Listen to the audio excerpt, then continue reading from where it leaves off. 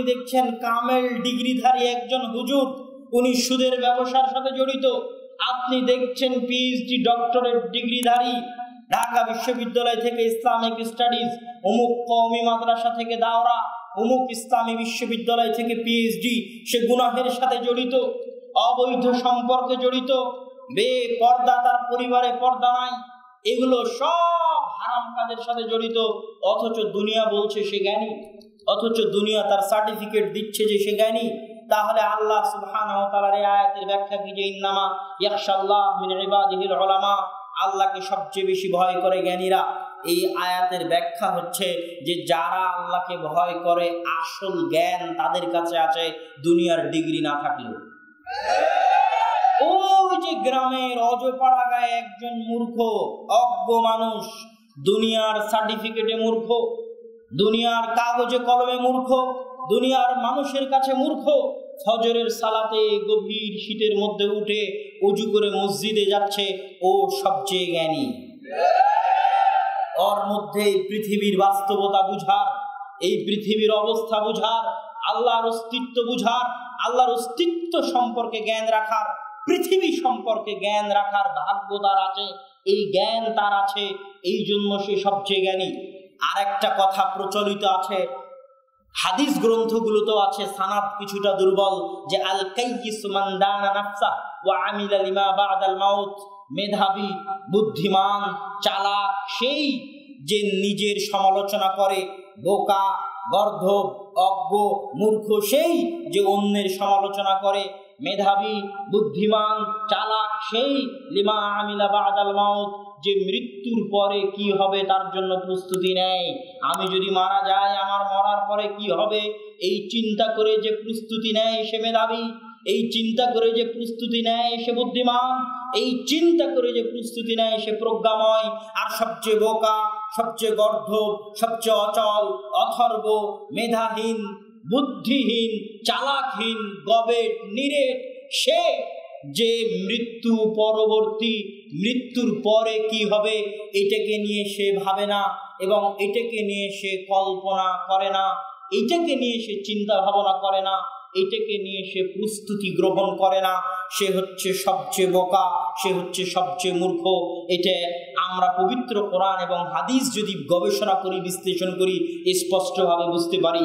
এখানে আর একটা কথা বলে রাখি, যে জ্ঞানের কথা আসলো, জ্ঞানের কথার ক্ষেত্রে যাদের মধ্যে শরঈ জ্ঞানের অভাব আছে, যাদের মধ্যে আল্লাহ সুবহানাহু ওয়া তাআলার জ্ঞানের অভাব আছে, পৃথিবী পরিচালনায় আল্লাহর নীতির জ্ঞানের অভাব আছে, তারা আমাদেরকে জিজ্ঞাসা করে হতাশ হয়ে যে আমি এত ইবাদত করি, এত নামাজ পড়ি, এত কিছু করি, তারপর আমি ব্যবসায় ধরা খাই, আর অমুক চোর, লুচ্চা, বাটপার, অত্যাচারী, জালেম, নামাজ পড়ে না, রোজা রাখে না, সুদ খায়, ঘুষ খায়, ওর নামি দামি গাড়ির অভাব নাই, ওর টাকা পয়সার অভাব নাই, এটা কেমনে হয়? এই প্রশ্ন করাও প্রমাণ করে যে তার মধ্যে জ্ঞানের অভাব আছে। রাসূল সাল্লাল্লাহু আলাইহি ওয়াসাল্লাম বলছেন, ইন্নাল্লাহা ইউতিদ দুনিয়া লিমান ইউহিব ওয়া মান লা ইউহিব, আল্লাহ দুনিয়া দেন, দুনিয়ার সফলতা, দুনিয়ার টাকা পয়সা, দুনিয়ার ধন দৌলত, দুনিয়ার বাড়ি গাড়ি, লিমান ইউহিব ওয়া মান লা ইউহিব, আল্লাহ যাকে ভালোবাসেন তাকেও দুনিয়া দেন, যাকে ভালোবাসেন না, ঘৃণা করেন, যার উপর আল্লাহর করুণা দৃষ্টি নাই, যার উপর আল্লাহর রহমতের দৃষ্টি নাই, তাকেও আল্লাহ সুবহানাহু ওয়া তাআলা দুনিয়াবি ধন দৌলত, টাকা পয়সা দেন। আর আল্লাহ সুবহানাহু ওয়া তাআলা তার ইবাদত করার সুযোগ, তার আনুগত্য করার সুযোগ, তার দাসত্ব করার সুযোগ শুধু তাকেই দেন যাকে আল্লাহ সুবহানাহু ওয়া তাআলা ভালোবাসেন। আল্লাহু আকবার। মান ইউরিদিল্লাহু বিহি খায়রান ফাকহিহু ফিদ্দীন, আল্লাহ সুবহানাহু ওয়া তাআলা যার কল্যাণ চান, যার মঙ্গল কামনা করেন, যার ভালো চান, তাকে দ্বীনের জ্ঞান দান করেন। আপনার উপর আল্লাহর দয়া আছে না নাই? আপনার উপর আল্লাহর রহমত আছে না নাই? আপনার উপর আল্লাহর করুণা আছে না নাই? এটা মাপার মাপকাঠি হচ্ছে, এটা বুঝার মাপকাঠি হচ্ছে আল্লাহ আপনাকে কতটুকু তার ইবাদত করার সুযোগ দিয়েছে। আজকে সকালে যদি ফজরের সালাত আদায় করে থাকতে পারেন, পৃথিবীর যেখানে যারা ফজরের সালাত আদায় করেছে, বুঝতে হবে এদের উপর আল্লাহর দয়া আছে, আল্লাহর রহমত আছে। যাদের এটা আদায় করার সুযোগ হয় না, কোরআন পড়ার সুযোগ হয় না, জিকির আজকার করার সুযোগ হয় না, তাসবিহ তাহলিল পাঠ করার সুযোগ হয় না, দুনিয়াবি কাজ নিয়ে এত ব্যস্ত। ওই যে ওই হাদিসের মতো, যে হাদিস রাসূল সাল্লাল্লাহু আলাইহি ওয়াসাল্লাম বলছেন, বান্দা যদি আল্লাহর ইবাদতের জন্য সময় বের না করে তাহলে আমলা ইয়াদাকা ফাকরা, আমি বান্দার হাতকে দরিদ্রতা দিয়ে পূর্ণ করে দিব, তার ব্যস্ততা বাড়িয়ে দিব, কোনোদিন তার ব্যস্ততা কম হবে না। ওই ব্যস্ততা কম না হওয়ার কারণে আল্লাহর ইবাদত করার সুযোগ পায় না। যখন আপনি দেখবেন আপনি আল্লাহর ইবাদত করার সুযোগ পাচ্ছেন না, বুঝবেন এটাই আপনার জন্য শাস্তি, এটাই আপনার জন্য আল্লাহর পক্ষ থেকে আযাব, যে আপনি আল্লাহর করুণা দৃষ্টি বঞ্চিত, আল্লাহর রহমত বঞ্চিত, আল্লাহর দয়া বঞ্চিত, আল্লাহর দরবার থেকে বিতাড়িত। সম্মানিত উপস্থিতি, জ্ঞানের কথা বলছিলাম। আজকের যুগে দাওয়াতি কাজ করতে গিয়ে সালাত, কোরআন আর জ্ঞান অর্জনের বিকল্প নেই। জ্ঞান অর্জনের কি জন্য বিকল্প নেই? তার প্রথম বাক্য বলেছি, ইসলামের অপর নাম হচ্ছে জ্ঞান। তার দ্বিতীয় বাক্য এবার আপনাদেরকে বলি।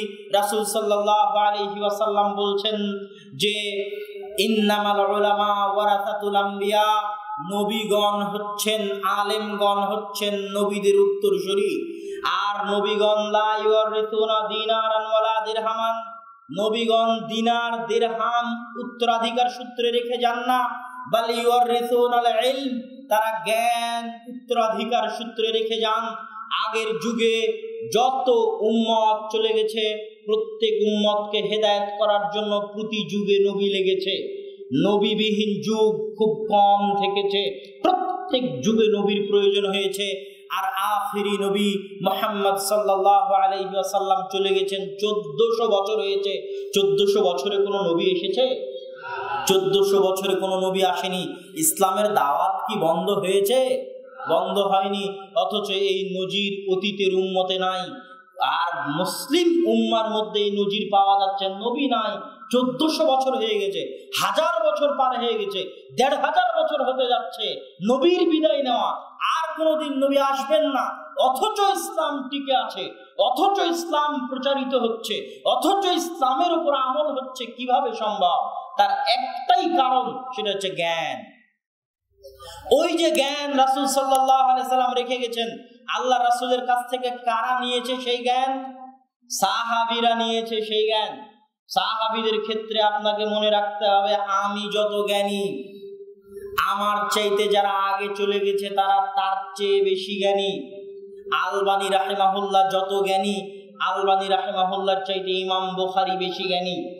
ইমাম বুখারী, আহমদ বিন হাম্বল, আবু হানিফা, মালিক, শাফিঈ যত জ্ঞানী, আবু হুরায়রা, আনাস, আয়েশা, আব্দুল্লাহ বিন আব্বাস তার চাইতে বেশি জ্ঞানী।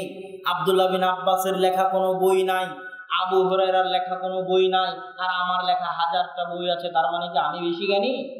জি না।